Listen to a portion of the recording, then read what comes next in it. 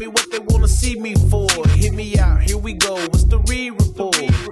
Tell me what they wanna see me for. Hit me out, here we go. What's the re-report? Tell me what they wanna see me for. Hit me out, here we go. What's the re-report? Tell me what they wanna see me for. Hit me out, here we go. What's the re-report? Welcome to the re-report. Appreciate you guys taking this time to hear me out here on the re-report.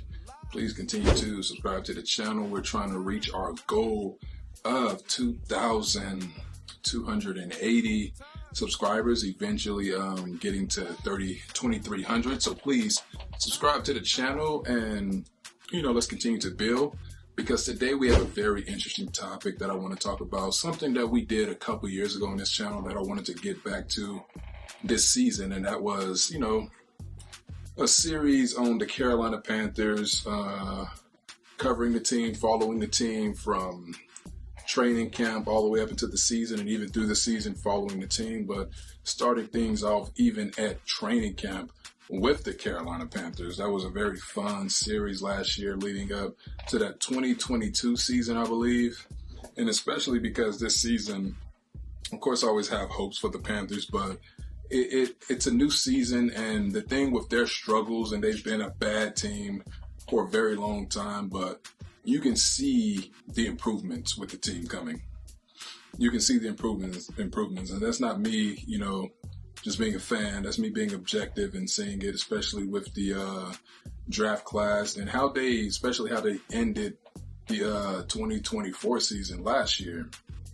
It was high hopes. And I'm not talking Super Bowl or anything like that. Of course, we love that. Especially when you consider the fact that this is the 10-year anniversary since that last Super Bowl run. And the Super Bowl this year will be in the same place, Super Bowl 60. 10 years ago, Super Bowl 50 in Santa Clara. This year, Super Bowl 60 in the same spot in the Bay Area. So you never know.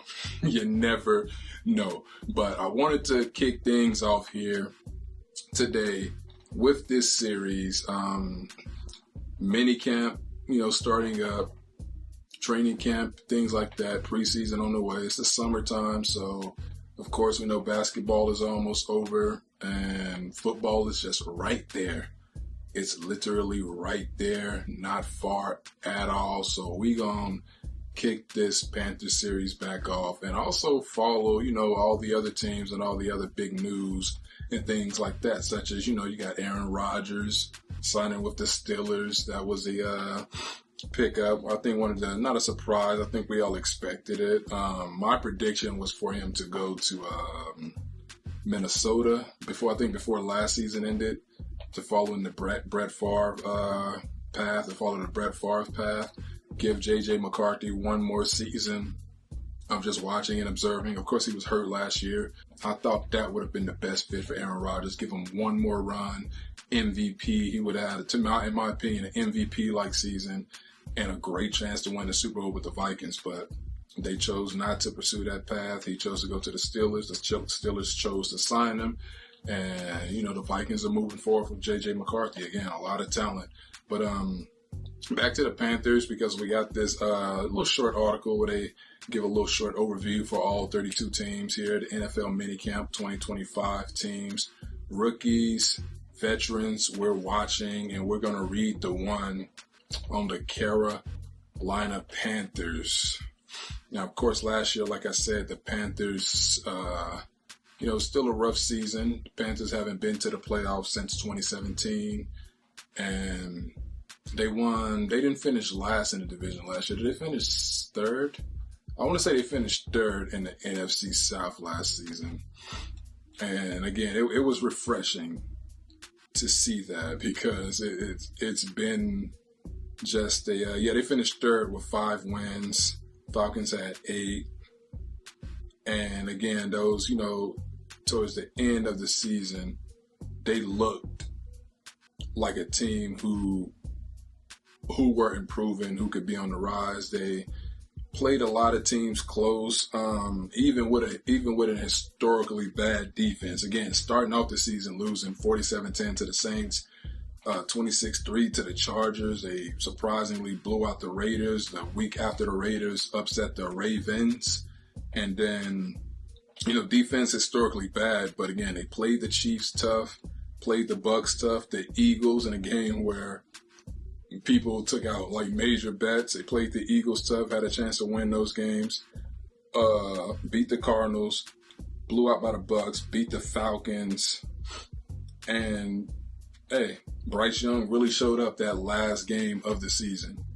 He really showed up and had his best performance, even to win against the Giants. That was the game where he got to take his first ever victory snap formation in his career, kneeling the ball, a feeling that he never felt before.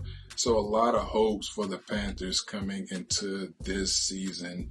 Again, I'm not saying Super Bowl, but they should be competing for that division.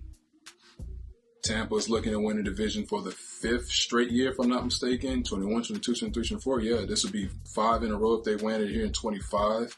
The Tampa Bay Buccaneers, the Saints are not expected to be good. The Falcons are probably, expected. They had a great draft as well, expected to compete in the division. So it'll be a 3-team race. Carolina should be an improvement. We're not making any predictions as of yet, but they should compete at least in that division. But drop in the comments what you guys think about the Panthers. Do you think they'll be competing in the division for the championship, the division championship? And what's the ceiling for them? I did put a poll up on my community tab on the Panthers ceiling. You guys can check that out as well. But we're going to get into this because the Panthers, in terms of their draft, if you remember, again, like I said, a historically bad defense last year, one of the worst in NFL history. And we saw it coming in, and that's always, and the stable of the Panthers has always been their front seven, has always been their defense. They've always been known for having a great defense, not, just like the Baltimore Ravens, not as great as the Ravens, but the stable of the Ravens franchise has always been their defense. They've always had a solid defense, and the Panthers were always known for a strong front seven, but last year they were just horrible in the run game. A horrible team, last in the league in rushing and stopping the run. They had people talking about if the Saints were Super Bowl contenders. If you remember those first 2 games for the Saints in the beginning of the season, again, they beat the Panthers, put 40 on the Panthers, and then they put 40 on the Cowboys before the Saints season just went downhill from there. But that's how bad the Panthers' defense were, that people thought the Saints were Super Bowl contenders. That's how bad it was. In the draft, I guess I was still sort of surprised with the amount of offensive players they took in the draft because of how bad they were on defense, especially taking a receiver first, which was McMillan, the receiver out of Arizona, who I really like, who I watched at Arizona, especially the game a couple years ago against USC. 6'4", he's a beast of a receiver, and I'm expecting big things from him, paired with Xavier Legette. And again, the Panthers' receiving game as a whole just, got things going late in the season to where people were picking them up as insurance policies or whatever on their fantasy football teams. I know a couple people did in our fantasy football league. So yeah, it was a balanced draft for the Panthers. It was a balanced draft, and I thought it was a good draft, but it was just shocking that they took, they balanced that out with offense and defense. You would have thought that they would really go like 2020. They went all defensive picks in that draft, if you remember that.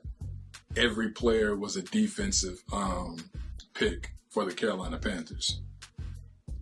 But they took the receiver with their first pick. They get Bryce Young, another weapon on offense, and we'll read this short little article right here. It says Carolina Panthers. It says, what's the impact of first round pick Tetairoa McMillan on quarterback Bryce Young in the offense? It says the wide receiver out of Arizona was taken number 8 instead of a player who could help the worst defense in the NFL last season. Again, that's what we're talking about. Just a terrible defense, and it was a shocking pick for the Panthers. It says it was the second straight year Carolina drafted a wide receiver in round 1. And so far, the relationship between McMillan and Xavier Legette has been good. But McMillan But will McMillan elevate the offense to outweigh the potential value of a defensive player at number 8? That article is by David Newton. He's the ESPN beat writer for the Carolina Panthers. So that's the thing, though.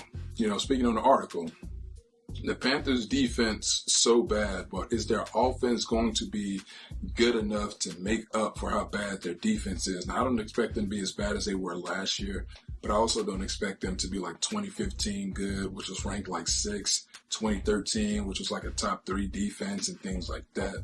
But can your offense, like the Chiefs' offense of the past, who had those bad defenses? Now, we know the Chiefs are pretty much known for their defense now, but can your offense be on that level or somewhere close to that to where it can mask how bad your defense is?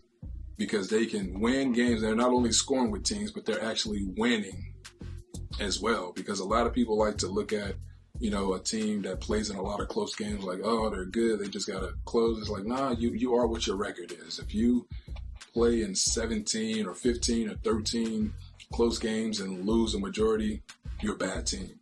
So can their defense, can the Panthers' offense mask, the fact that the defense has a lot of flaws? So y'all let me know what y'all think about that, and we will see. Again, I'm going to reserve my opinion on it, but we will see as training camp goes on, and we will follow this thing because the new season is upon us, and there's a lot happening, not just with the Panthers, but with a lot of teams such as the Falcons. Of course, there's always the Cowboys. The Bucks are looking to 5-peat in the division, which is crazy because there was a time in NFC South where people weren't repeating division winners. There were no repeat division winners like that. So it's crazy because the Saints, before the Bucks streak, the Saints were on a 4-year winning streak of winning the South. The Panthers had won 3 in a row. Falcons the only team. It was never repeated in the division. But again, appreciate you guys taking the time to hear me out.